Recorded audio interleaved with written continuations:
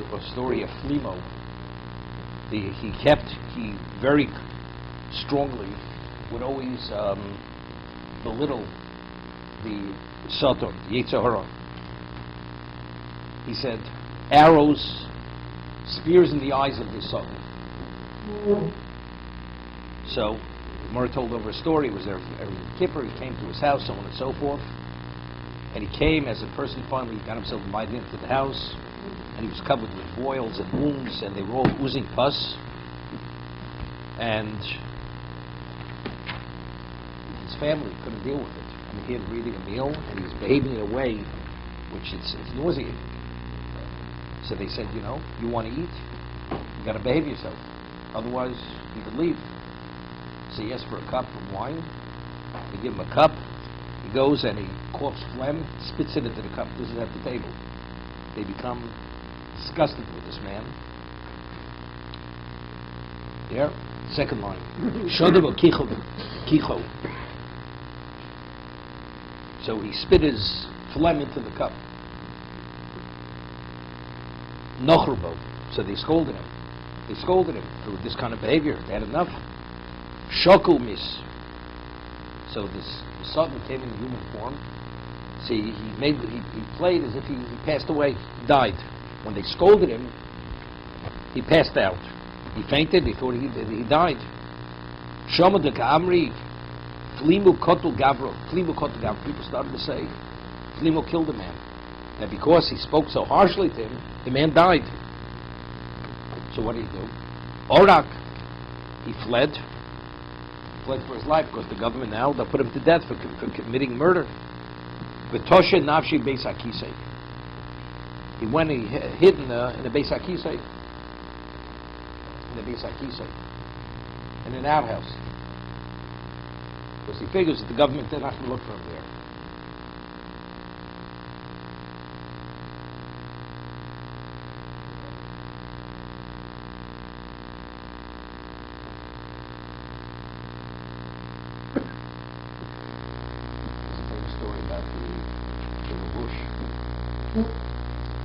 Commentator Shulchan Aruch. It's called the Levush, and his last name, his family name was Yapi. Yuppei, Yapi. Yapi is they pronounce it in English. And when he was a young man, he was a mediocre student. He was a very handsome person, very handsome.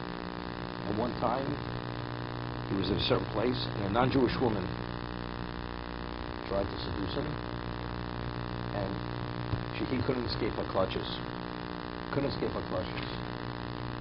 And the only refuge he could seek, and he knew he would succumb to temptation with her, he ran literally into an outhouse, and he hid in the excrement. That's the only way he could save himself. That he shouldn't be in violation of cohabiting with this woman. Okay? That's what he did. And he stayed there until finally he was able to come out.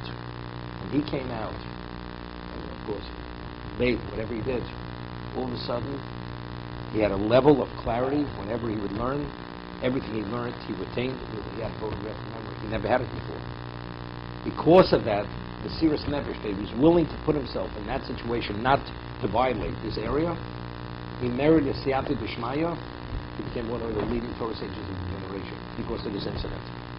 There's a famous, there was a person, his name was, the author of a work called Stay Chemet. I don't know if you ever heard of Stay Chemet. His family name was Mubini. He came from Bukhara. He came to Eretz Yisrael.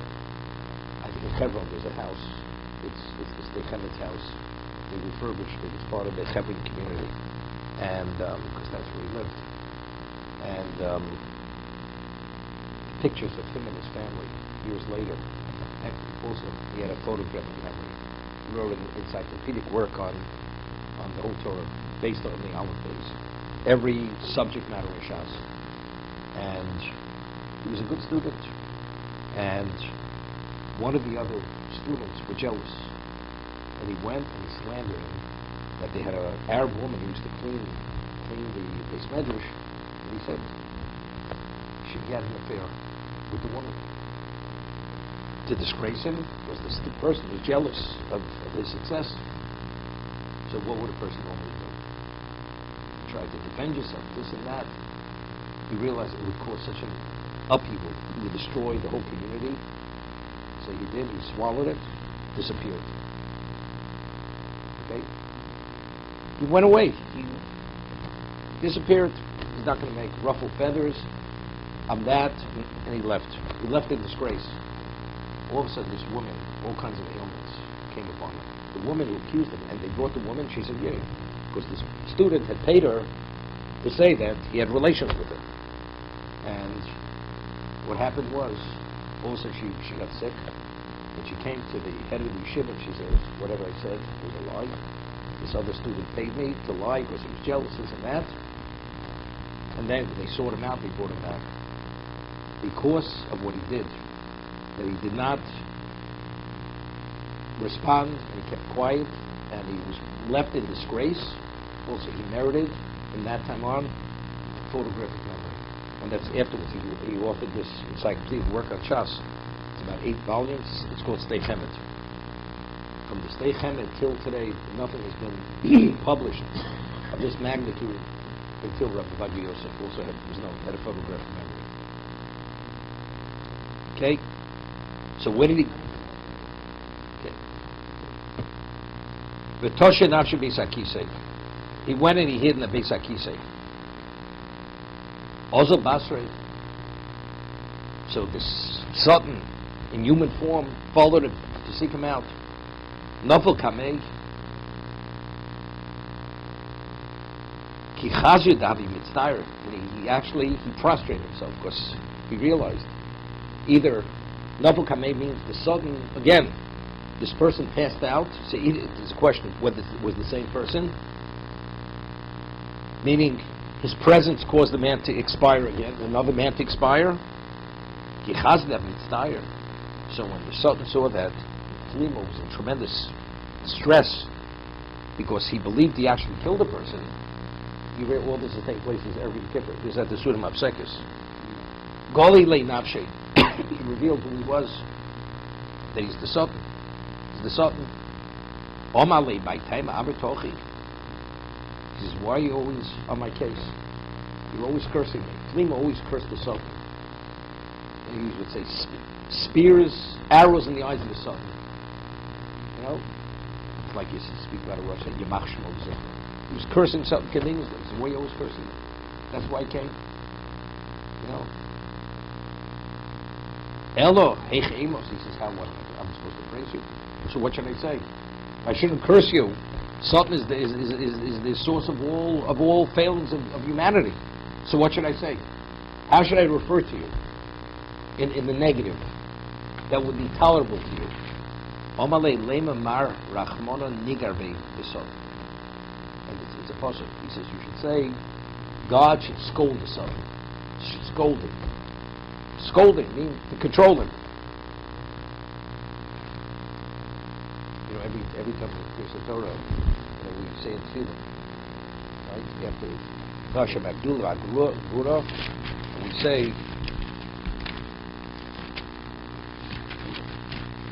right. Avarachmi Rachmi Alamusim Yiskabisim Yatzal Shed Min Shos Ruf Yigar B'Yitzra Min Asur Yigar, and upbraid the evil of the nation to leave those born by him. Right? We all have the Yitzhara Yigar B'Hasod Rachman Yigar B'Yitzra Min Asuin Yochod Asote Solomim Shos Vito Yishurak. That's the two we say every time right before Pirsa Torah. This is Yigar B'Hasod. Rachmana Nigar Beisod. Rabchi Barashi Havirogi. Rabchi Barashi was called Idam Davinofel Ba'apig. Whenever Rabchi Barashi would say Tachnu, that means he put his head down. You know, the old days when they said Tachnu, they would prostrate themselves, not like we do it today. And so it's called Nofel Apig. You know why we say Tachnu? What do we say Tachnu? You know, what do we say Tachnu, Howard? Okay, you follow this instruction, you're not strong. we have different modes of tefillah, of prayer. We sit, we stand, or we prostrate ourselves. Who prostrated himself? We learned from Yeshua. The story, what happened? There were 36 casualties in Ayi. And what happened? It says he prostrated himself on the ground. That means the ground covered his face. And he prayed, because there were 36 casualties. Hashem says to Yeshua, now's the time to prostrate yourself. We have to read out the problem. Because that was the whole story, Ochan took the spoils of Yericho. That was the story. So because that mode of tefillah we find by Yeshua, therefore we also have that mode. It's the yeshiva, b'amida, it's the Shemon Esrei, it's the amida, and then we have the tefillah sapayim. That's the top of what we say. Kol Eden haminofa ba'apei havyomer harachman yetzilein miyitzarah. Hear this? He would pray that Hashem should save him from Yitzhar, from sexual desires. That's what he said. This is the tefillah Rav Chia Barashi would say. Yom echad shamatinu d'visu. One day, as he was saying Tachnun, his wife overheard his supplication. Hashem should save him from the Yitzhar, from desire. He shouldn't have desire for women. We're talking about Rav Chia Barashi was an old man. He didn't engage. The Gemara says that if a man marries a woman on the kiddushin, that he has no obligation of sheikhus. He has no monetary obligation to clothe it, to feed her, without conjugal obligations. What's the halacha? Is it a valid marriage or not? So we rule it's a valid marriage. Why? Because it's monetary, and since it's something she could waive. Let's say they're married. She says, I waive all the monetary responsibilities. She has a right to waive it. So because since she could waive it, that's an indication it's not integral to the kiddushin. Understand? A man, when could I finish speaking? Let me finish speaking. If a man says to a woman, you're my wife for a day, and tomorrow you're not my wife. It's not a marriage. It's not a marriage. Either you're married forever, unless he terminates the marriage with a gift. So the question is, marrying a woman, first, when you marry a woman, you have certain obligations. You have to clothe her, you have to feed her, and you have conjugal obligations. If, let's say he marries on the condition that those obligations initially you don't need to begin. Is that considered you altering the marriage? Well, no. There's marriage, and then the financial obligations. So Rav Yehuda, we rule of Rav Yehuda, since we see that once they're married, it's something which she could waive, that's an indication that it's not integral to the marriage itself. It's a kiddushin without her. So therefore, initially, if he marries her on the condition that she waives it, it's a valid marriage. However, there's a difference between sher ksus, which is purely clothing, that's financial, conjugal obligation. Conjugal obligation is what? A woman has a certain need. Let's say a man, he has to travel, or whatever. A woman could waive it. But once she waives it, it's not, he still has an obligation. Because let's say she says, I have the need. Once she says I have the need and I'm willing to waive it, the conjugal obligation is still in place. He still has the obligation. She waives that you don't have to support me financially. Once it's waived, she says, I need the support. Now it's up to him whether he wants to give her clothes or whether he wants to feed her. But a conjugal, of course, Rashi says it's Sarah de Gufa. It's a physical, emotional pain. So she says, it's okay. I'm agreeable this time. So each time it's an ongoing waiving of the obligation. But you can't just waive it because every time there's a new obligation. So initially, because he was an older man, he wasn't up to it. So his wife let it go. So he had no obligation because she waived it to fulfill his conjugal obligation. What happened? All of a sudden, the wife overhears this. He's supplicating Hashem to protect him, that he shouldn't fail in this area. He should protect him from the Yetzirah regarding sexual desires. But if you're beyond that, what do you have to pray for this? So evidently, he still has desires for women. So if that's the case, why isn't he interested in her? Right? So now it's not so simple. So now she wants to test his mettle, so to say. So listen to the story. Yom echad shamitinu devisu omra michli hakamishani porshli leimi noi. Many years he separated from me. My time. So if that's the my tamako bahochi, Yeah? So why all of a sudden now is he asking to be protected if he's separated from for a number of years? Which indicated that he's not up to it, because he doesn't have the desire anymore. Yom Echad Havi Kogoris begins so. One day he was studying in the garden. Okay? Koshta Atzmo. Chofa B'Tanya Kameh. She adorned herself, clothing, jewelry, perfume, and she passed by him while he was studying. B'Tanya Kameh. And she went back and forth in front of him. Omar lo manat. He said to her, who are you? Took notice. He didn't recognize that it was his wife. Omar lo ano charusi hadri miyoma. Yeah? I'm the famous prostitute by the name of Charuso, and I just returned. I was on a business trip, just came back. Many clients. I tended to all my clients. I'm back in town. Meaning, she's indicating, do you have an interest? This is Rav Chi Barashi. Tova. So he says, I'm interested. He's interested in engaging with her. She's telling him, I'm the leading prostitute, okay? Omra lei. Says, Tova, Omra lei. So she said to him, I see Nelo Lachrumno. Yeah. She said to him, go and take the fruit off the upper part of the tree. Dorish Tzitziso. Excuse me, Rumna Dorosh Tzitziso. There's this. Anaf Kotten Shebgova Dekel. On top of the palm tree, I want you to take the fruit off the very top of the palm tree and bring it to me. He's an old man. You know what I mean? So that means he has to scale the palm tree, go to the top to get the fruit. She wants to see, does he have, the vigor and the virility to do this? Shobar, he jumped. Ozel, I sit never. He brought her the fruit. Evidently, he's anxious. He's anxious to be involved. And he engaged with her. So he failed. But he doesn't know this is his wife.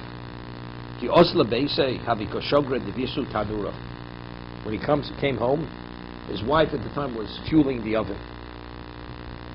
He went straight into the oven. Omar lay my high. He says to his wife, what's going on? Have you lost your mind? I mean, you're going to commit suicide over here. Going into the oven. Omar lo hochi vocha havet maseh. So he shares with her what happened. That he was tempted by this woman, and he failed. So therefore, now there's a machlokas over here. There's a famous question. For the sake of tshuva, is a person permitted to take his life? Is that considered suicide? Or that's atonement? Are you permitted? So they want to bring a proof from here that since he went into the oven, clearly, for the sake of tshuva, since he violated the law of tzariyes, but it's only a lav, or maybe but it's kores, whatever it is. But from here we see he's permitted. Others say no. The Ben Ish Chai says, the Ben Yoyoda says, it wasn't a question he was going to be burnt. But he went to submit himself to pain. That he'll be burnt, but he'll have burns. And he'll be suffering from the burns, as we'll see in a moment. Till the end of his life he suffered from these burns. And eventually he succumbed from these burns at the end of his life. And this is all part of what? This is all part of tshuva. Let's stop for a moment. Famous story. Chazon Ish, when he was a young man, and even before he came there, so he lived in Vilna. Chazon Ish lived in Vilna. And the Chazon Ish, he had to support himself.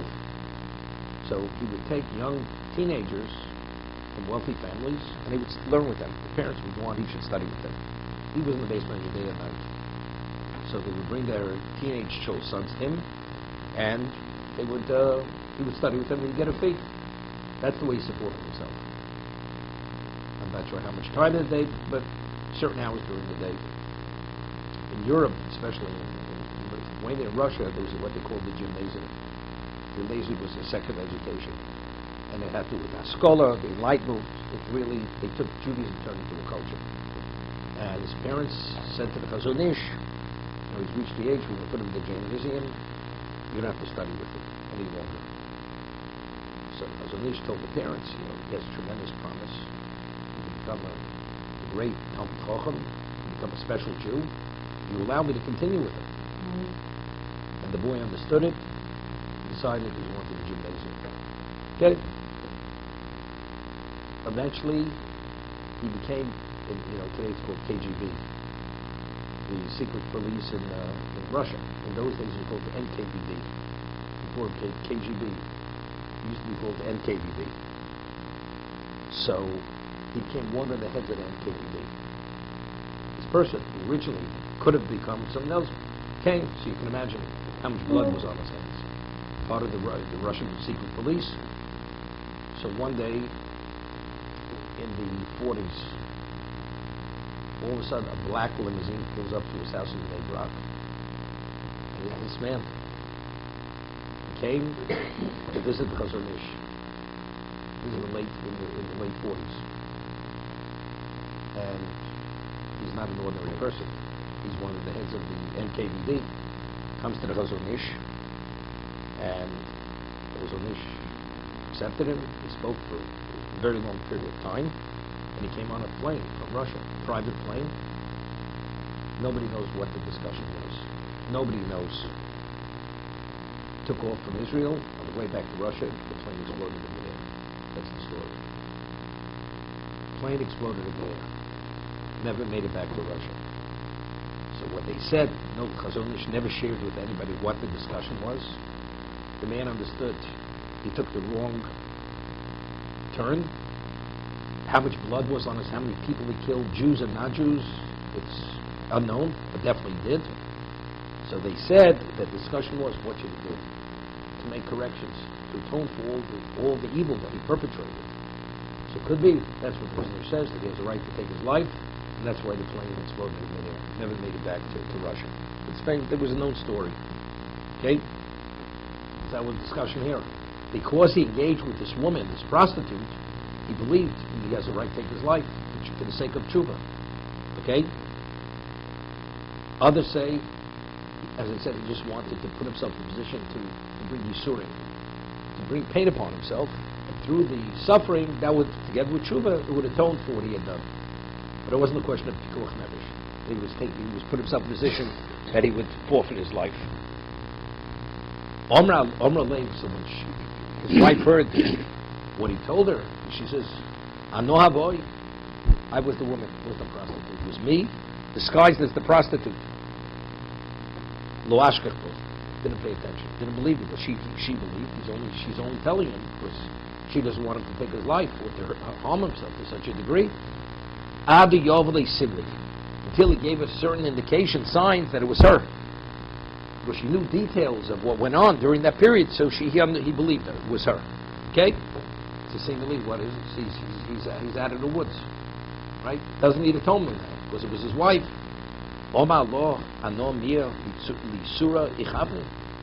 Even though the actual act was permitted because you're my wife, but what was my intent?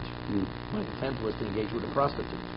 If that's the case, I need kapara, I need atonement. So what's the story? For the rest of his life, referring to this person, Rachil, all the days of this tzaddik, he fasted until he died, Bosavisa. Bosavisa with that original death. As a result of going into the oven, whatever he suffered, whatever injury it brought about, ultimately he succumbed from that at the end. At the end of his life, but the question is, he says, even though the act was a permitted act, but because my intent was to transgress, therefore I have to be atoned. I need kapara. Wouldn't you see this? The Tanya, famous.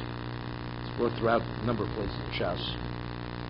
It says regarding that a husband has the right to annul the vows and oaths of the wife, even unbeknown to her. As long as it's on the day that he becomes aware he annuls it before sundown, the neder, the shua, whatever it is annulled. Similar to a father. The Tanya, Isha hafeirav, says the husband will nullify them, Hashem yislach lo, and God will forgive her. So now the question is, if the husband annulled the neder, nullified the neder, so what does she have to be forgiven? What do you mean, Hashem yislach lo? It's annulled, the prohibition, the restriction is no longer in place. A woman accepted upon herself to be a Nazir. Nazirite. V'shama bailo, and the husband overheard her commitment to become a Nazir. V'hefel, immediately he nullified it. So factually, she was not a Nazir. V'hilo yoda, and she was not aware that he nullified it. So what if she, in her mind, she was a Nazira? Lo yoda shefer lo balo, lo yisashosa yayin, and she conducted herself in a way that she believed she was actually transgressing her Nazirus. She drank wine, and v'tamal mesim. So, because her intent was to violate, although in reality she was not a Nazir, the Torah says she needs kapara. It says Hashem yislach lo. She needs slicha v'kapara. Reb Kiva, no, Reb Kiva wasn't an ordinary man. Besides his genius, he was a man who had tremendous power. He was a man who was fazed by nothing. The story with it when they scathed the flesh off his body. You see with his inner strength. But when he would come to this pasuk, he would cry. He would shed tears. Shed tears. When Reb Kiva would come to this pasuk, he would cry. A person who intended to eat pork. Instead of eating pork that day, the delivery was God kosher meat to that restaurant. But he thought, finally he went to the chop suey restaurant, and they had kosher chicken, right? From Kiryas Yoel, they put in, so it was kosher. But he thought, finally, he broke, right? He broke rank. He was eating venison. Torah, kapora, slicha. Even in that case, when he actually ate kosher, the Torah says one needs kapara v'slicha. You have to be forgiven and atoned. So b'shniskavin lecho b'sar chazir, person intended to eat b'sar chazir, pork, v'olav b'yodo b'sar, and he ate pork. Allah kam v'kama, how much more so does he need forgiveness and atonement? 1 second.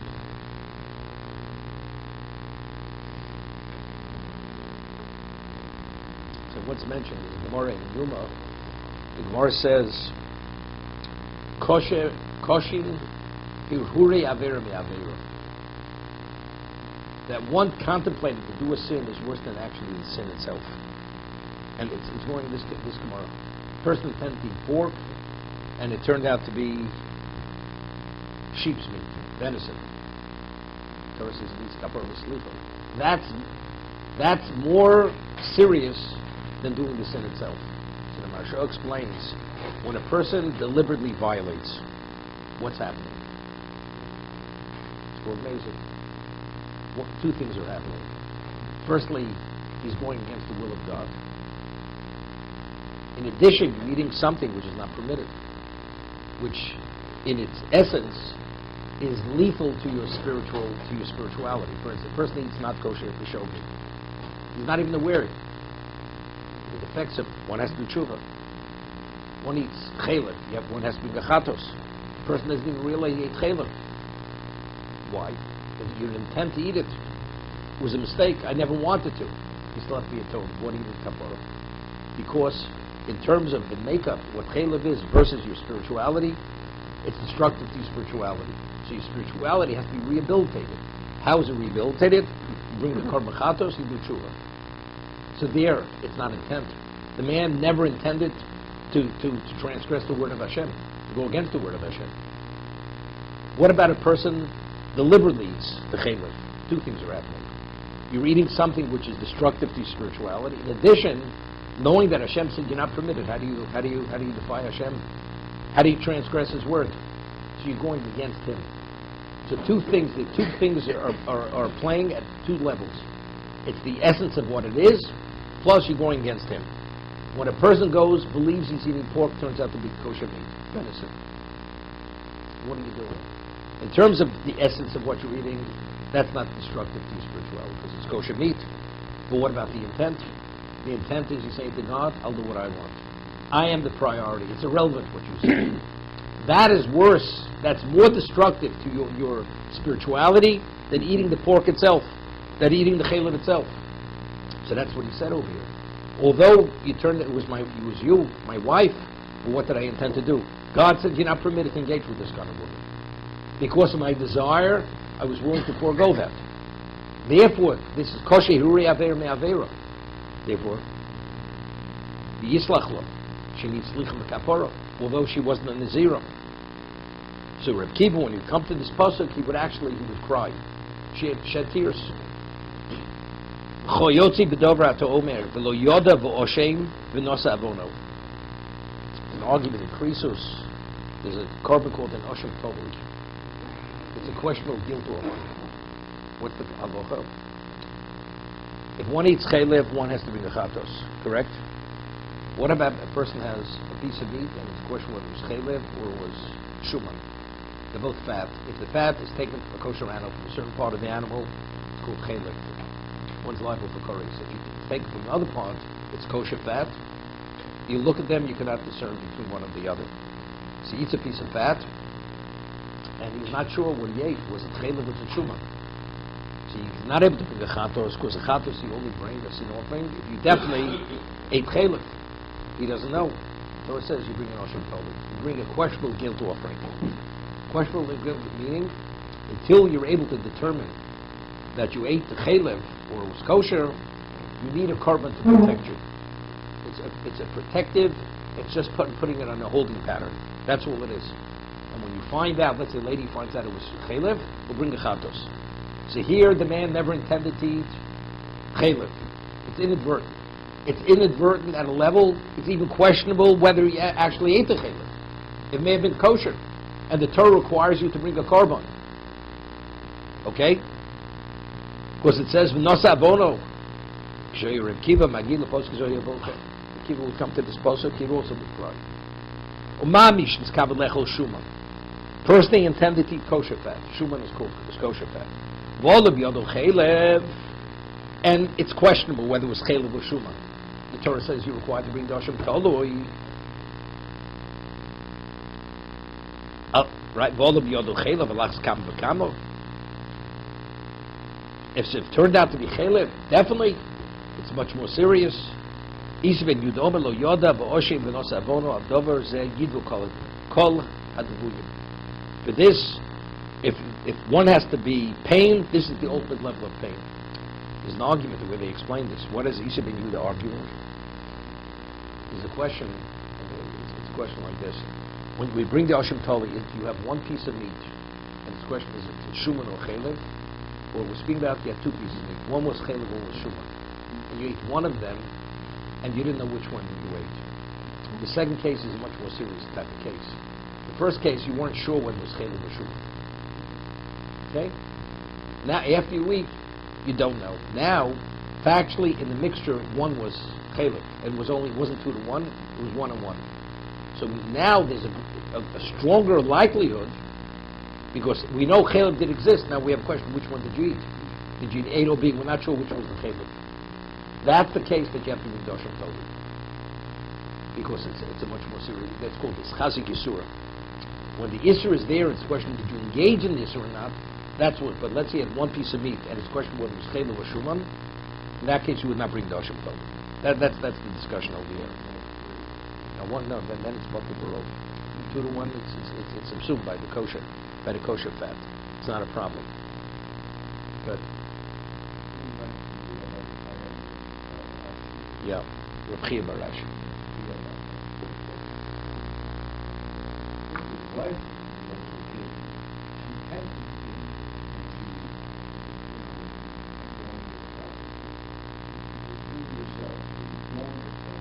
Okay. What did she do?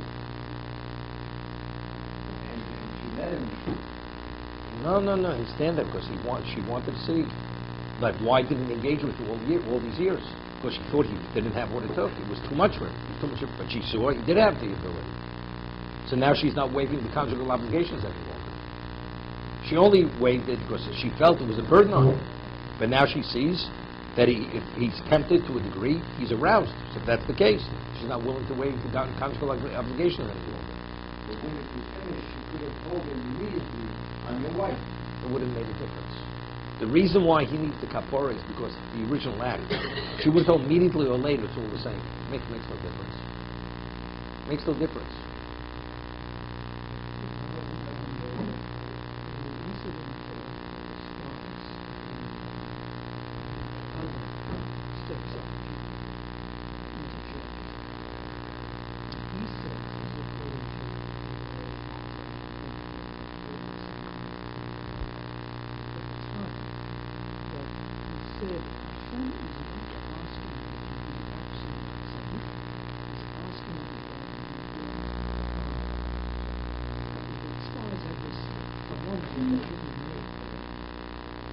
So with that, because of this man here,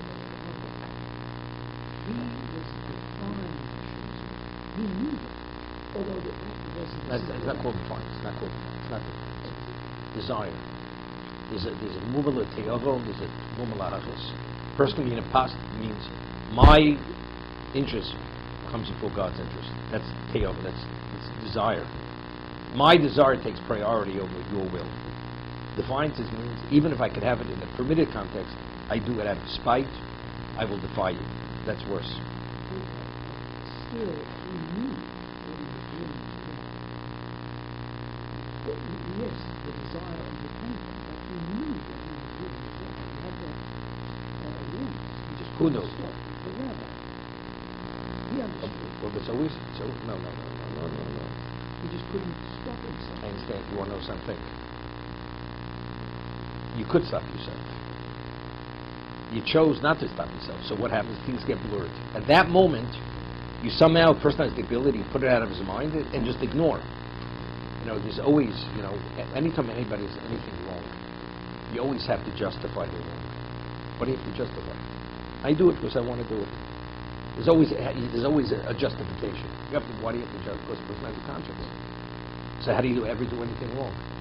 That at that moment, either you just put it out of your mind, or you put it in some kind of permitted context. In this situation, you can't put it in the permitted context. You just have to put it out of your mind. At this, like I told you, story Aristotle, he committed adultery. They said, Aristotle, the genius of geniuses, how do you do this? He said, at that moment, that wasn't Aristotle. That's the end of the story. Put it out of his mind. The desire overcomes the person. He's able to somehow just put it out of his mind and just focus on the act itself. And it's the same. That's every time. The person is tempted at this level, and that's it. Nothing exists but that desire at that moment. So we see from the other example, the women dancing captives and running upstairs, he somehow hurt himself. Correct. And he overcame. Correct. Correct. He was halfway into doing that. He was on his way. He was on his way. Correct. And he understood the only way he could stop himself is by embarrassing himself. So there he was able to Take control. Here He couldn't take couldn't control. take control. So But he has liability. Clearly he has liability. What I'm saying is there is a certain he knew if you'd stopped him or somebody would intercede and said, what you're about to do is it right or wrong? There's no question. But why would he stop? Why would he stop? Because of embarrassment. This is the story of Rabbi Yochanan Mazak and his students when he gave him a bracha on his deathbed. You should fear God the way you fear man. So they were taken aback. That's all. He says, let me ask you a question. When you sin, do you sin behind closed doors? As you sin, open as behind closed doors? The answer is no. It says, show you're more concerned what people think than what God thinks. God knows you're sinning. But a person can sin behind closed doors. And be open, because there it's a question of your reputation. You're not going to sin so quickly. So there's no, if somebody would have walked, a colleague would have been there, there's no question he wouldn't have gone after this prostitute. Why? Because it would be a disgrace. But now it's between him and her. What about God? God at this moment doesn't exist. To be continued.